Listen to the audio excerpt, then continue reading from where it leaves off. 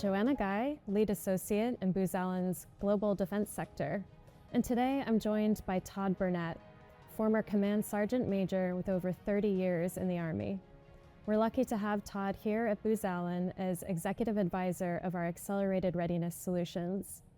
Todd, you've had a distinguished career in the Army with over 58 months of deployment across Iraq and Afghanistan, and we're so lucky to have you here at Booz Allen. Could you tell us a little bit more about your career in the Army and your role here in Accelerated Readiness at Booz Allen? So I joined the Army in 1984 and I went to basic and AIT with the MOS of Combat Engineer, which is 12 Bravo. I was in the National Guard for 19 months before I went active duty. And then I went active duty and was stationed in Fort Campbell, Kentucky was my first duty station. I'm from a small town called Oak Harbor, Ohio. And then from there, I found a place in the Army, and I just moved along and stayed in the Army, and eventually ended my Army career after 30 years as Command Sergeant Major of West Point. Then I joined Booz Allen, and I was client-facing in the beginning in the ForceCom headquarters, and what I did is QA/QC'd all of our sites that we had across all the ForceCom installations. Then I became a lead associate and started looking at being the job manager for everything east of the Mississippi. And then eventually I took over the whole program and kind of looked over both the east and west.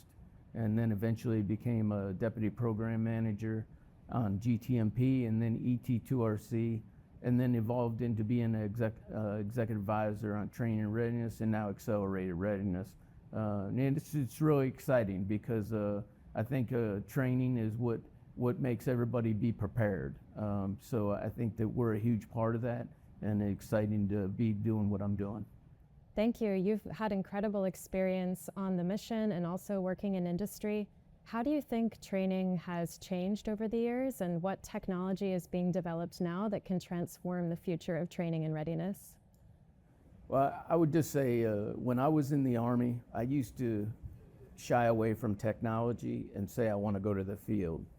But now that I've seen how technology has evolved and everything that's out there that can advance the way that we train and save time and money, which are the two biggest commodities the Army has.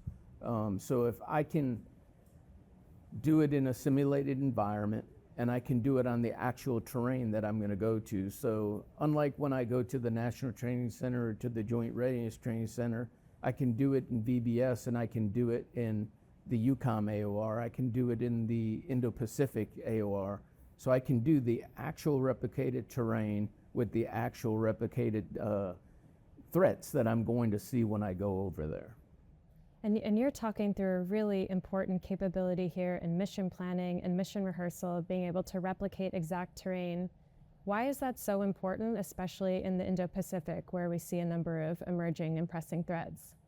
Well, you know, we have a lot of near-peer threats, and I would say that China's, in the Pacific is our #1 threat. It's the biggest geographical location and landmass that we'll have to try to cover.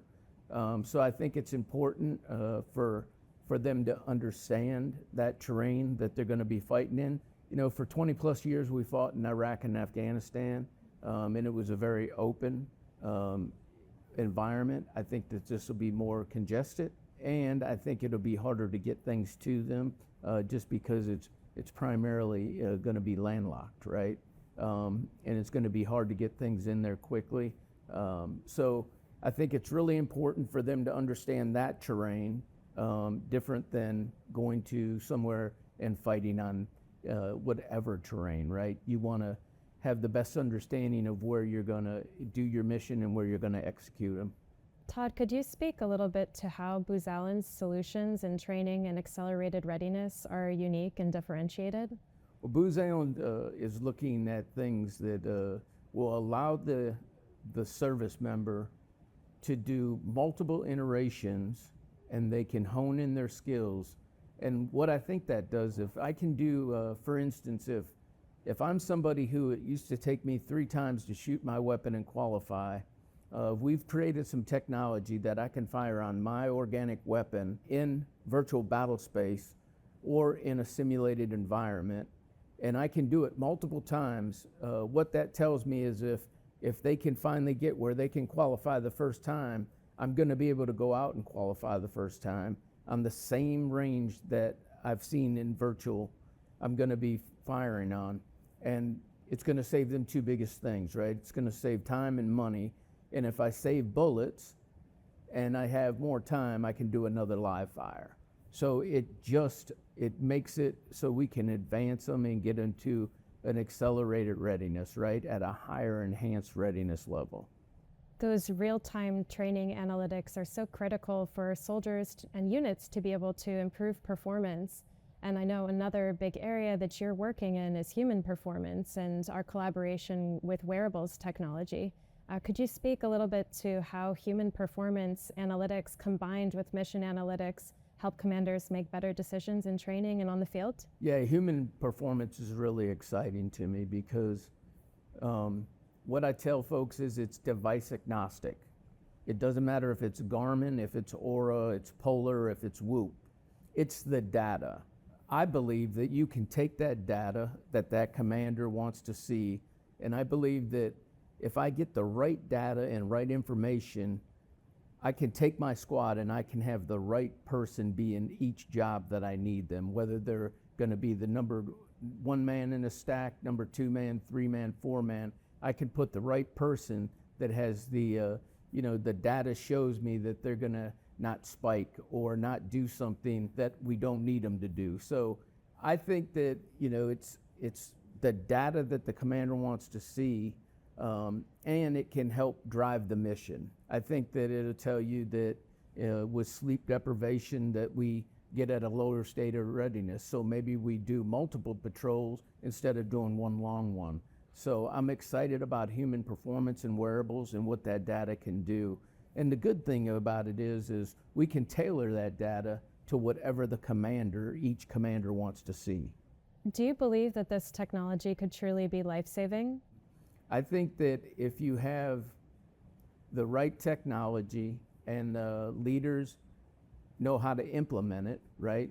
And the soldiers had the trust and confidence in the stuff that their leaders are saying. So I think industry's part is to be looking futuristic and developing these things, but also going out and putting them in the hands of the leaders to train their soldiers so that they have that confidence that their leaders are going to be there, because I'm not deploying no more, so they don't have to have trust and confidence in me. They need to know that their leaders know how to implement these things on the battlefield. The other thing is that with these training aids that we have now, they're form, fit, function, right? Because we're rapidly prototyping things that can change everything, right? So if I'm doing a drone buster, I can do a form, fit, function. I can rapid prototype it, and then I can go into fabricating it and casting and molding it. So they're going to have an actual drone buster, and the only thing it doesn't do is it doesn't radiate, because the actual, it takes somewhere between 90 and 120 days. But I can get this into their hand, and they can use it in the training, and they can know exactly how it's going to operate. So there's just things that we can do. The other thing when you talk about technology is, for each fight, most of the technology is going forward. So we're developing it and we're quickly putting it forward.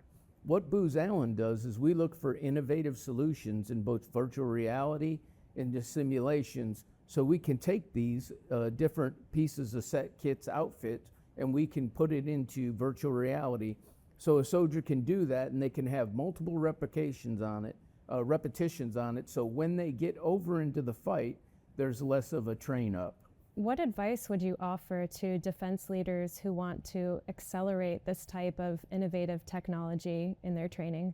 What I often tell people when I go out and I visit with leaders is I say, we've got to change our mindset. We got to understand that it isn't all about having people in the field for long periods of time. There's technology. Now, don't get me wrong, you always have to do it live, but maybe I can do a quicker train up where I can do it at home station and they can go home every night, so I have a less time away from my family. Because quite frankly, with Afghanistan and Iraq going down, we've just picked up, right?